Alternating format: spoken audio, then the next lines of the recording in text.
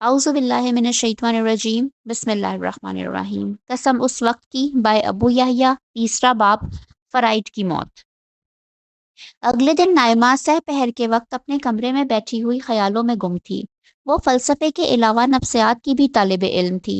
عام طلبہ کے برعکس اس کا مطالعہ بہت وسیع تھا۔ اس مطالعے کی روشنی میں وہ اپنے خواب کو سمجھنے کی کوشش کر رہی تھی۔ وہ خواب ایسا نہیں تھا کہ نائمہ اسے بھول جاتی۔ ذلت اور رسوائی کا وہ احساس جو خواب میں ہوا تھا ابھی تک اس پر طاری تھا۔ وہ بہت دیر تک اپنا سائیکو انالیسس کرتی رہی۔ خواب میں اپنی خوشی اور اپنے خوف کی ہر گتھی کو اس نے اپنے مطالعے کی روشنی میں سلجھا لیا تھا۔ اپنے شعور اور لاشعور کا تجزیہ وہ اپنے حالات اور واقعات کی روشنی میں کر کے مطمئن ہو چکی تھی۔ جو واحد چیز اس کو خواب میں بھی اس سے حل نہیں ہو رہی تھی وہ یہ تھی کہ اسے احساس برہنگی کیوں ہوا۔ اسے احساس ہوا کہ شاید اس بات کی جڑیں اس کے بچپن تک جاتی ہوں جس کی یاد اس کے شعور میں موجود نہیں۔ یہ تعویل کر کے وہ مطمئن ہو گئی۔ اسی وقت آمنہ کمرے میں داخل ہوئی اور اس سے مخاطب ہو کر کہا، بیٹا میں ذرا تمہارے لیے کچھ خریداری کرنے باہر جا رہی ہوں۔ تم ایسا کرو کہ 2 کپ چائے بنا کر ابو کے کمرے میں دے دو، عبداللہ آیا ہوا ہے۔ یہ سن کر نائمہ کا منہ بن گیا۔ اس نے بیزاری کے ساتھ کہا، یہ موصوف ہر دوسرے دن کیوں آ جاتے ہیں؟ بیٹا وہ خود نہیں آتا، تمہارے نانا ابا بلاتے ہیں۔ دونوں مل کر قرآن مجید پڑھتے اور پڑھاتے ہیں۔ گھر میں اللہ کا نام لینے سے خیر و برکت ہی ہوتی ہے۔ تمہیں چائے نہیں بنانی تو نہ بناؤ، میں بنا کر دے جاتی ہوں۔ غنیمت ہوا کہ نائمہ نے اس بات پر کوئی منفی تبصرہ کرنے کی بجائے جواب دیا، نہیں آپ جائیے، میں چائے بنا کر دے آتی ہوں۔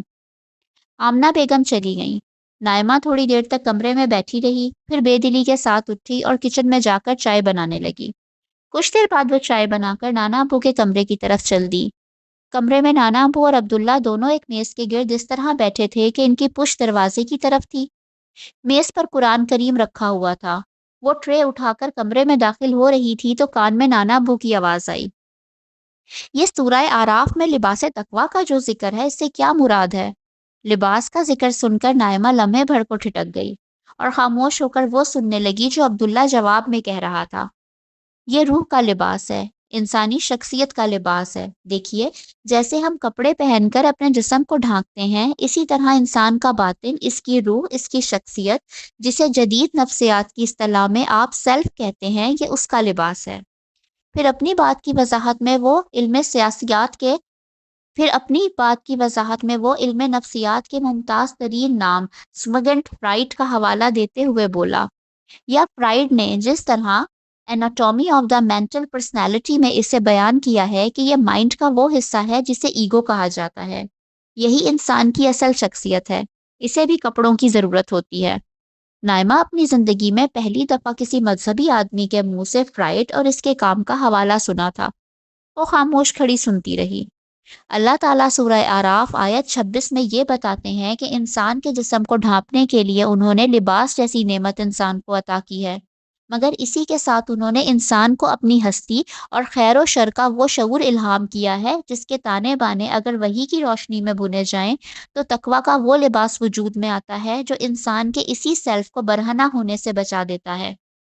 یہ سیلف یا اندرونی شخصیت انسان کے ظاہری جسم سے زیادہ اہم ہے، اسی لیے اس کو لباس کی زیادہ ضرورت ہوتی ہے۔ یہی ضرورت تقویٰ یا نیکی اور پرہیزگاری کا وہ لباس ہے جسے اللہ تعالیٰ ہر دوسرے لباس سے بہتر قرار دیتے ہیں۔ یہ تقویٰ کچھ اور نہیں، اللہ کے احساس میں جینا ہے، لیکن بیشتر انسان ساری توجہ اپنے ظاہری لباس اور ظاہری رکھ رکھاؤ کی طرف دیتے ہیں، اور لباس تقویٰ کے لحاظ سے اس طرح بے نیاز ہو جاتے ہیں کہ اللہ کے نزدیک وہ بالکل برہنہ رہتے ہیں۔ گویا اللہ کو بھول کر جینے والے لوگ اللہ کے نزدیک بالکل برہنہ اور بے حیا ہوتے ہیں۔ اس آخری بات کو سن کر نائمہ کو ایسا لگا جیسے کسی نے زور سے اس کے منہ پر تھپڑ دے مارا ہو۔ اگر عبداللہ کی پشت کی بجائے اس کا چہرہ نائمہ کی طرف ہوتا تو وہ واضح طور پر دیکھ سکتا تھا کہ نائمہ کا حسین اور گلابی چہرہ سرخ ہو چکا ہے۔ اس کے لیے مزید خاموش کھڑے رہنا ممکن نہ تھا۔ وہ آگے بڑھ کر بولی، نانا ابو چائے لیجیے۔ حسب عادت اس نے عبداللہ کو سلام نہیں کیا تھا۔ عبداللہ نے بھی اسے نظر اٹھا کر نہیں دیکھا۔ چائے میز پر رکھ کر اس نے پہلے نانا ابو کو چائے دی، پھر وہ بغیر چینی کے چائے پیتے تھے۔ پھر عبداللہ سے بے رخی کے ساتھ پوچھا، چینی کتنی ڈالوں؟ 1 چمچہ۔ عبداللہ نے بھی بے نیازی سے جواب دیا۔ اس کی توجہ قرآن مجید کی طرف ہی رہی۔ چائے دے کر نائمہ کو چلے جانا چاہیے تھا، مگر اسے محسوس ہوا کہ تھوڑی دیر قبل عبداللہ کے ہاتھوں اس کی جو توہین ہوئی ہے، اس کے جواب میں اس وقت عبداللہ کو نیچا دکھانا ضروری ہے۔ اس نے پوچھا، سنا ہے آپ باقاعدگی سے دین سیکھ رہے ہیں؟ جی، عبداللہ نے ممکنہ ترین مختصر جواب دیا۔ میرے ایک سوال کا جواب دیں گے؟ نائمہ نے اپنے ہتھیار میدان میں نکالتے ہوئے کہا۔ ایک 1400 برس پرانی کتاب جو آؤٹ آف ڈیٹ ہو چکی ہے، اپنی عقل اور بصیرت کو اس کے تابع کر کے سوچنا کیوں ضروری ہے؟ عبداللہ شاید نائمہ سے بات نہیں کرنا چاہ رہا تھا، اسی لیے اس نے ایک مختصر جواب دیا۔ اس لیے کہ یہ اللہ کا کلام ہے، وہ ہر زمانے اور وقت سے بلند ہستی ہے۔ ہم کیسے مان لیں کہ یہ اللہ کا کلام ہے؟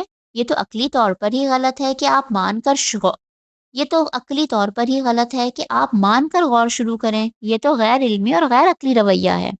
نائمہ بحث کے لیے پوری طرح تیار تھی، جبکہ اسماعیل صاحب کو احساس ہو چکا تھا کہ نائمہ اپنے اعتراضات کا ترکش نکال چکی ہے اور اب ایک ایک کر کے وہ تیر چلائے گی جن کا جواب اور بھی کئی لوگ نہیں دے سکے تھے۔ ان اعتراضات کے جواب میں اسے جواب میں اکثر کفر و گمراہی کے طعنے سننے کو ملے تھے، یا نامعقول اور بودہ استدلال۔ پہلی چیز سے مذہب کے خلاف نائمہ کے غصے میں اضافہ ہوتا تھا اور دوسری چیز سے اس کے حوصلے میں۔ چنانچہ عبداللہ کے سامنے فضیحت سے بچنے کے لیے انہیں گفتگو میں مداخلت کرنی پڑی۔ بیٹا، یہ سوال تو ہم مسلمانوں کو کرنا ہی نہیں چاہیے، کیونکہ ہم قرآن کو اللہ کا کلام مانتے ہیں۔ اسی عقیدے کی روشنی میں ہمیں قرآن کو سمجھنا چاہیے۔ نانا ابو، یہی بات تو غیر مسلم اپنی کتابوں کے بارے میں کہتے ہیں۔ دیکھیے نا، مسیحی علم الکلام کے مشہور عالم سینٹ انسلم کہتے ہیں کہ میں پہلے عقیدہ رکھتا ہوں پھر سمجھتا ہوں، پہلے سمجھ کر عقیدہ اختیار نہیں کرتا۔ اب بتائیے کہ آپ میں اور ایک عیسائی میں کیا فرق رہ گیا؟ نواسی نے اپنے علم اور مطالعے کی روشنی میں نانا کو چاروں خانے چت کر دیا تھا۔ اس کے بعد ان کے پاس کہنے کے لیے کچھ نہیں بچا، مگر اب عبداللہ نے سوچا کہ اس کے سامنے نائمہ نہیں، ایک عام انسان موجود ہے جو دین سمجھنا چاہتا ہے۔ اس لیے اس نے پوری طرح گفتگو میں اترنے کا فیصلہ کر لیا۔ وہ اسماعیل صاحب سے مخاطب ہوا، اگر آپ اجازت دیں تو میں کچھ عرض کروں؟ پھر ان کے جواب کا انتظار کیے بغیر وہ کہنے لگا، دیکھیے نائمہ بی بی، کم از کم میں آپ سے بالکل متفق ہوں اور آپ کے سوال کو بالکل ویلڈ سمجھتا ہوں۔ خود اللہ تعالیٰ آپ کے سوال کو ویلڈ سمجھتے ہیں، اسی لیے بہت تفصیل کے ساتھ قرآن مجید میں اس سوال کا جواب دیتے ہیں۔ ان کی تو ساری اپیل انسانی عقل کو ہے۔ یہ تو کفار تھے جو عقل کو چھوڑ کر تعصب کو اختیار کرتے تھے۔ اس لیے آپ اطمینان رکھیے کہ آپ کا اعتراض بالکل درست ہے۔ یہ آپ کا حق ہے کہ آپ کو آپ کی بات کا عقلی جواب ملے۔ زندگی میں پہلی بار نائمہ کو معلوم ہوا کہ اللہ تعالیٰ حکم ٹھوسنے کی بجائے سوالوں کا جواب بھی دیتے ہیں اور لوگوں کو سمجھاتے بھی ہیں۔ عبداللہ بولتا رہا، قرآن مجید جس عظیم ہستی پر نازل ہوا وہ قرآن مجید سے باہر بھی تاریخ کی روشنی میں پوری طرح معلوم و معروف ہے۔ اس ہستی کے متعلق معلوم ہے کہ اعلان نبوت سے پہلے وہ گرچہ غیر معمولی اعلیٰ سیرت و کردار کے مالک تھے، لیکن کوئی مذہبی عالم نہ تھے۔ وہ ایک عام تاجر تھے جن کا کوئی مذہبی پس منظر نہ تھا۔ ایسے میں وہ اچانک ایک روز اٹھتے ہیں اور نبوت کا دعویٰ کرتے ہیں۔ ان پر قرآن اترتا ہے۔ اس قرآن میں توحید و آخرت کی دعوت ہی نہیں بلکہ عرب و عجم کی پوری مذہبی روایت کی تفصیل ہے۔ سوال یہ ہے کہ ان کو یہ سب اچانک کیسے معلوم ہو گیا؟ دلچسپ بات یہ ہے کہ انہیں اچانک نہ صرف یہ معلوم ہو گیا بلکہ اس کے بعد ان کے خیالات میں کبھی کوئی ارتقا نہیں آیا۔ آپ کسی بھی مفکر اور صاحب علم کی زندگی کو دیکھ لیجئے، اس کی فکر اور علم میں ہمیشہ ایک ارتقا ملتا ہے۔ وہ ابتدا میں کچھ چیزیں سیکھتا ہے، علم، تجزیے اور تجربے کے بعد بہت سی چیزوں کو رد کر دیتا ہے، نئے نظریات اختیار کرتا ہے، پھر دنیا کے سامنے اپنی بات پیش کرتا ہے۔ اس کے بعد بھی اس کے افکار اور نظریات میں مسلسل ارتقاء اور تبدیلی آتی رہتی ہے۔ سقراط، افلاطون اور ارسطو سے لے کر ڈیکارٹ، کانٹ، ہیگل تک، اور گوئٹے اور شیکسپیئر سے غالب اور اقبال تک کوئی شخص ایسا نہیں جو بغیر کسی علمی اور فکری ارتقاء کے اپنے فکر اور کلام کو دنیا کے سامنے پیش کر سکا ہو۔ مگر محمد صلی اللہ علیہ وآلہ وسلم کی ہستی اس پورے معاملے سے ایک عجیب استثناء ہے۔ اس بات کو ایک مذہبی مثال سے یوں سمجھیں کہ ہمارے زمانے میں ایک صاحب نے نبوت کا دعویٰ کیا۔ تم غالباً مرزا غلام احمد قادیانی کی بات کر رہے ہو؟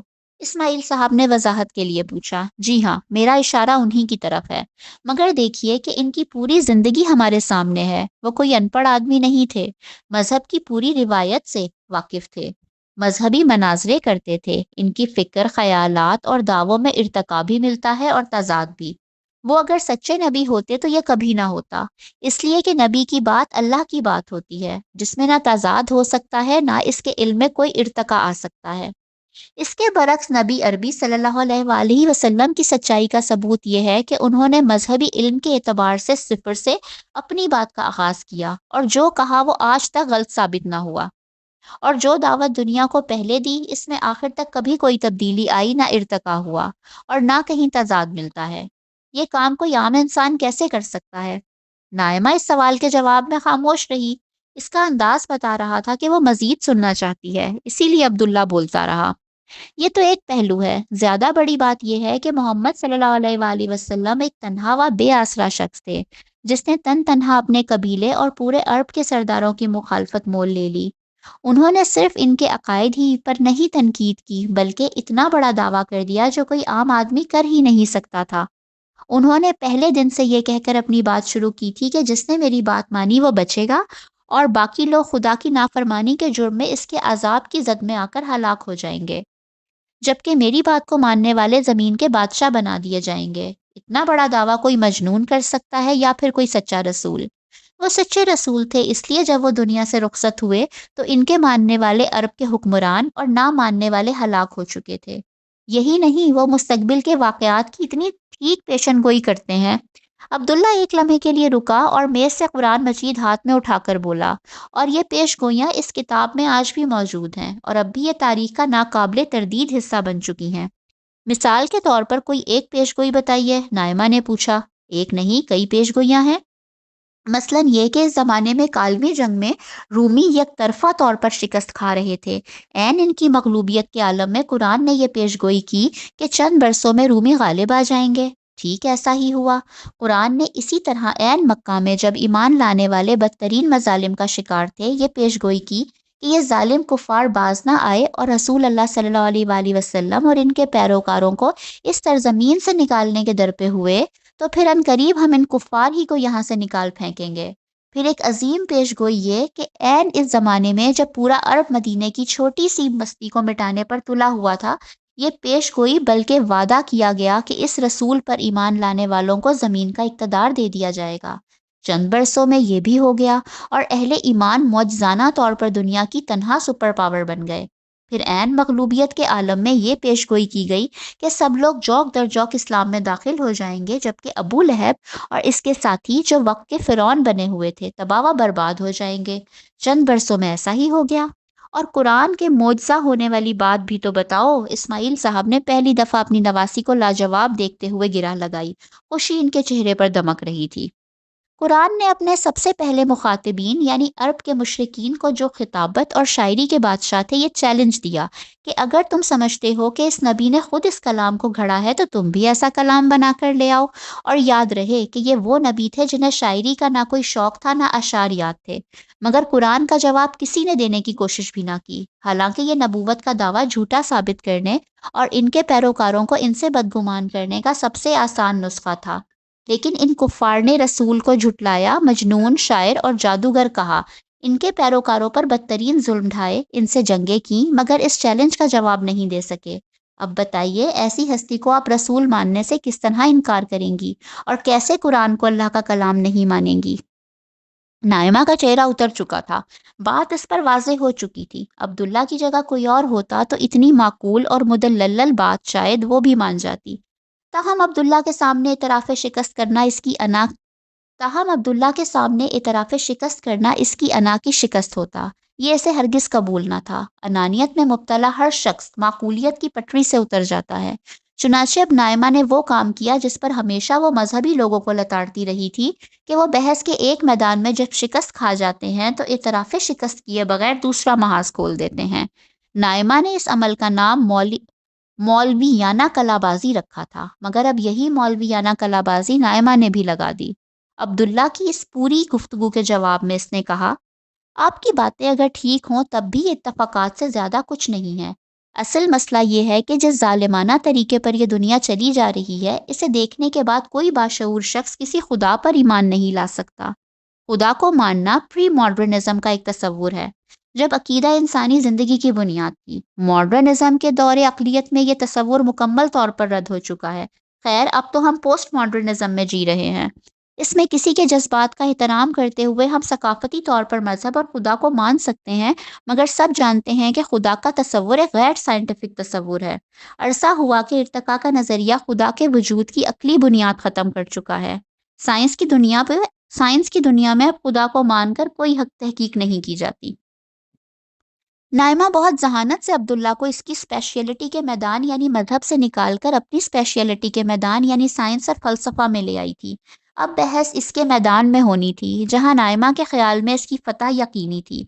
ताहम अब्दुल्ला इस मैदान का भी खिलाड़ी था। वो पूरे एतमाद से बोला, देखिए, अल्लाह है या नहीं, इसका फैसला करना साइंस का दायरा कार ही नहीं है।